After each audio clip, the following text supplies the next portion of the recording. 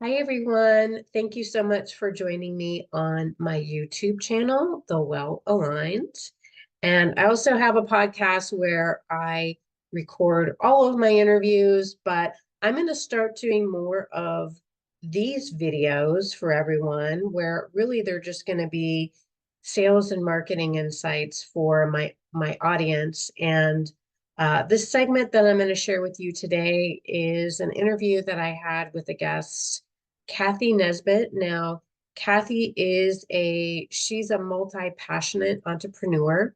She has a composting business that she really helped to pioneer in her home country of Canada. And she also has another business, which is laughter yoga. Yes, you heard me right, laughter yoga. So she's bringing healing to the masses. She's bringing healing not only to our environment, but with her composting business that she offers, and also laughter yoga. So healing is a necessity for all of us today, right? But in this segment that I'm going to share with you, we discuss the some pretty vital things, necessary things within a business, whether you have a product-based business or whether you have a service-based business. And there are three things that we talk about. We talk about the art of networking, and Cathy shares some stories, and she's a great speaker, so you really will enjoy this segment. The art of networking, how to market your business, so the messaging that goes around your business, and knowing your business pitch. So it's really important to know what you do, who you are, who you're selling to, and have that nailed down within the 20-30 second pitch. So when someone asks you that, it's really important to have that. So again, I'm going to be sharing more videos like this, really just again centered around sales and marketing. And I'm going to share them on this YouTube channel moving forward. I'm also going to have some free resources that I will be linking up as I move along. And yeah, just feel free to reach out to me, Sandy at thewellaligned.com, Sandy at thewellaligned.com. I will also include that information here as well. If you have any questions for me or want to reach out.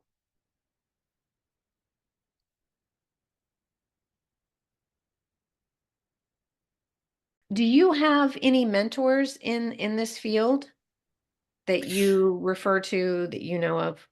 Yeah, over the years, a couple of people have passed, but over the years, I've had some wonderful mentors. When I first started, Donna Messer, man, she was called the Queen of Networking.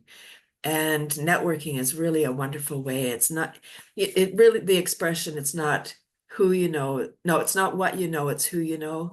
That's Sure. the truth. You definitely have to know stuff because you need to prove yourself once you get the introduction. Mm-hmm. But you really do need to know people. So getting out there, networking, you get to practice your pitch. It helps you get more confident. The more you say what it is you do, the more you understand it. Because if you have trouble saying to people, when people say, "Hey, what do you do?" and you have trouble articulating it, they're not getting it either. No, right.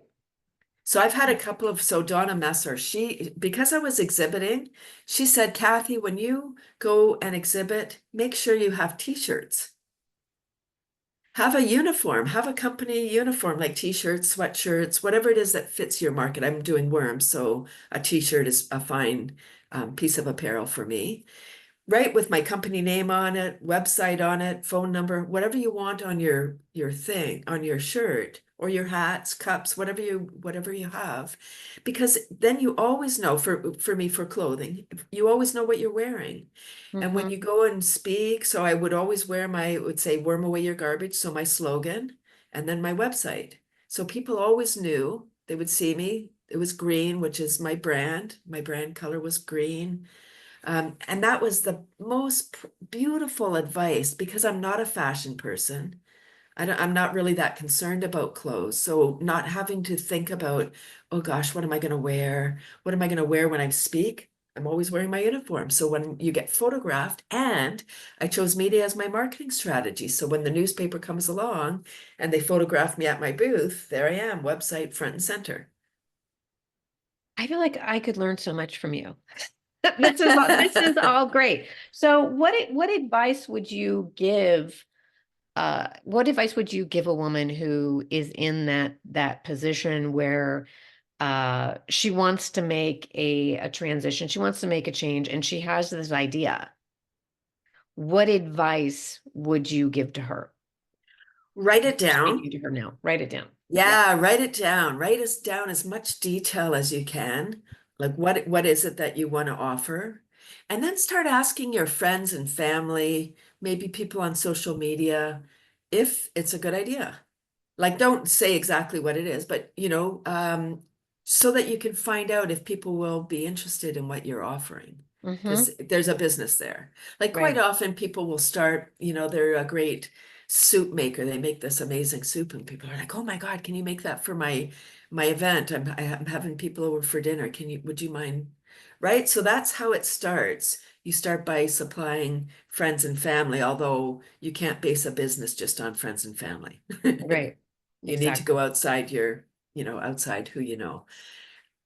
Yeah, I would say see if it's something that fires you up. If it's something, if you get an idea and you do that and take a breath like, oh, that's such a great idea. Write it down because ideas are fleeting. Otherwise, you get on with your day and you forget. And I Mm-hmm. say that that idea was maybe given to 6 other people. I don't know how many. And then if you don't do anything, if you're like, there's no time right now. Oh, I'm too busy. Oh no, I'm going to keep my job. I'm safe. I know what I have here. Better the devil I know than something new. No, it's our life. We got to live our life. When we're doing what we're meant to do, even if we make mistakes, I'm not going to say, you know, like it's all learning. Everything's learning. And when we take a risk, that's when we're rewarded. Maybe if Yeah. something happens and it's like, oh, that didn't work Yes. out. Okay, good. Mental note, don't do that again. Or tweak it. Okay, that didn't work out exactly as I thought. And I'll give a great example. I talked about not being afraid of public speaking. My very first speaking gig with a microphone. So I had the opportunity. Here's another just a pearl is it's no for sure unless you ask. So ask all the time. Mm-hmm. Mm-hmm. Mm-hmm. Otherwise it's no anyway. And so I met someone at a meditation, like just a random person sitting beside me. They were organizing the Toronto Condo Show. Toronto Condo Show, that's my market. And I was Mm-hmm. very early on. I was so naive. I had no idea how things worked. But I just asked. So I said, wow, I need to be a speaker at that conference. And she was the speaker arranger.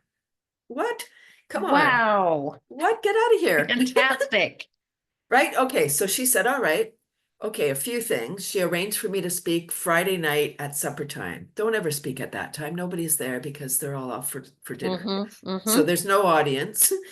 So that's what happened. Okay, so we arrived, Toronto Condo Show. So the speakers were fire and safety, insurance, little furniture for your condo, like just all the things that you need to know as a condo. And I was like, oh, boring.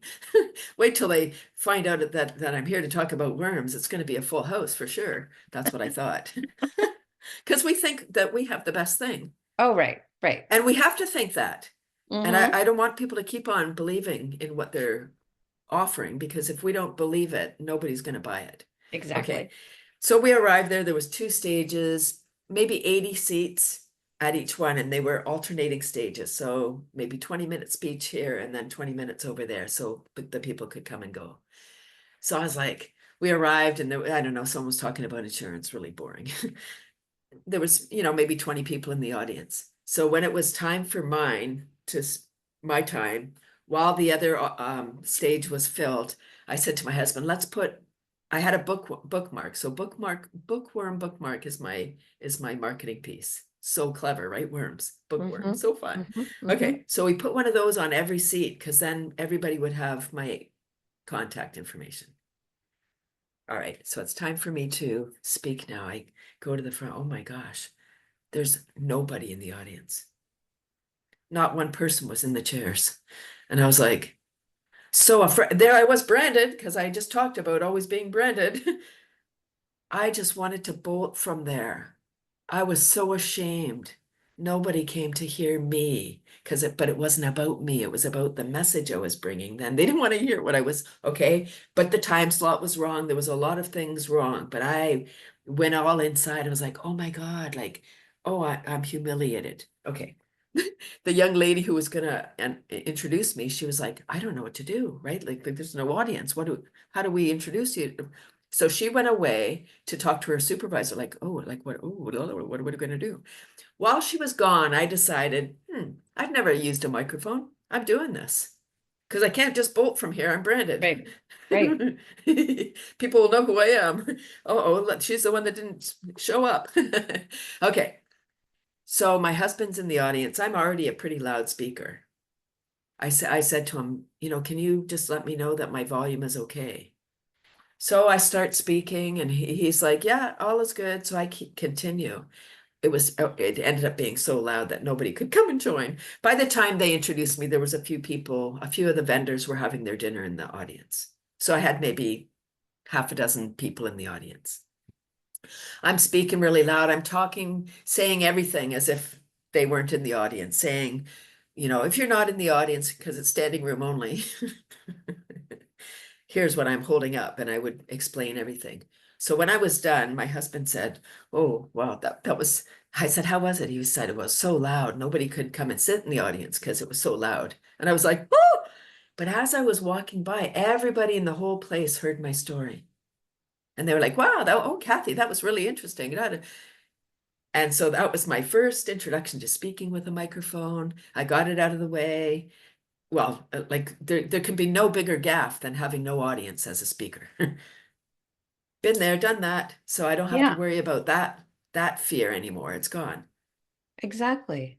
Yeah. And I love what you said when you said, when you take a risk, that's when you're rewarded. And it doesn't mean that it has to be a success every time. It could be something that doesn't go as your thought process, how it's going to unravel and how it's going to go, right? It's always going to be a learning experience and you're always going to be rewarded. That's it. With Mhm. with the experience, Yes. and not good or bad. It's all just Yes. experience that we Yeah. get to learn from. They're learning Yeah. And curves. yeah. And I shouldn't say success because it's always a success because you're learning, right? It's And you've always taken a something. step. Yes. You've stepped outside where other people might be like, whoa, I would stay safe. I mean, I quit a government job. That's the kind of person I am.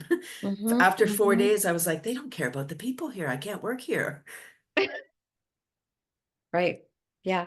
I And love it. people were like, I was judged, like, oh, you could have been set for life. It's like my life would have been really short and unhappy. Like I would Mm-hmm, have been so miserable. Like, yes, mm-hmm. I would have had money and a pension and benefits, but you can't eat money. Yes, and money is always coming and going. It comes in and then it leaves. It never really stays. It's coming in and then it leaves. It's transactional. It's So, cash flow, not yes. cash keep. Yes, yes, yes, it's flowing. It's always flowing. Now, looking back on your journey, is there anything that you would have? I know we were talking about there is no such thing as success in these situations because it's always a success. You're always learning. But is there anything you would have done differently, I guess? I would have maybe, yeah, I would be more bold, even though it sounds like I'm pretty bold. I would have been bolder and not waited as long as I had to do stuff. Mm. If that makes sense, I think sometimes I might have been questioning myself and not sure, oh, should I do this? Even though I have this worm business that really does make me stand out, I don't like conflict, and I don't, even though I have no fear of public speaking, I don't like conflict. And so what I'm offering is something really reviled by people. And with a psychology degree, I've met most of the people that don't want to have worms in their house. Mm-hmm. And they Right. feel, that because it's worms and something that everybody hates, isn't it? Right? We have all these ideas. People are like, oh, everyone hates worms. So it gave them permission to tell me their horror stories about what happened to them as a child in the schoolyard. Somebody chased them around after a rainy day, or a sibling, or a fishing incident. And it's wow, so fascinating. I just find it really fascinating. Right. Are there any marketing techniques or tips or hacks that you can share with the audience that you utilize today that have really helped your business? T-shirts, always walking Sure. around branded. I chose media, so if you're going to be exhibiting, if you do have a merchandise event where you're selling stuff, Mhm. T-shirts for sure. The media is often at those events if they're bigger events. Don't let them walk by without capturing you. They're always looking for content, so have an interesting story, know your story. And I know media is different today, but so you can utilize social media the same way. And I don't mean being an influencer, that kind of, that's fine if you are that. You don't need to be that, but you can look at it influencers and maybe get an influencer to look at you. Yeah, just be bold and remember to always ask. I said it's no for sure, but always ask because you never know who either knows somebody who wants what you have or somehow a collaboration. Always be looking for, women are wonderful collaborators.